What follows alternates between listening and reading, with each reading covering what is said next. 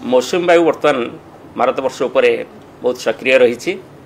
यार प्रभाव में संपूर्ण केंद्रीय भारत एवं दक्षिण भारत में वर्षा लगी रही गत किछ दिन धरी एवं गत 2 दिन मध्य प्रबल अति प्रबल वर्षा होगा सहित अल्प केतक जगह अत्यंत प्रबल वर्षा रेकर्ड करा जायछि।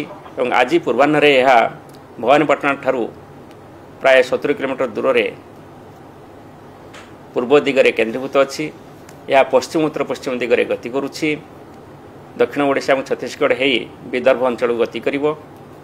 तेणु यार प्रभाव में दक्षिण ओडिशा रे प्रबल अति प्रबल वर्षा हो पारे एवं उत्तर ओडिशा रे मध्य प्रबल वर्षा होवार संभावना रही। पुणी 24 तारीख में आउ गोटे लो प्रेशर एरिया बांग्लादेश और निकटस्थ उत्तर बंगोपसागर में सृष्टि होवार संभावना रही।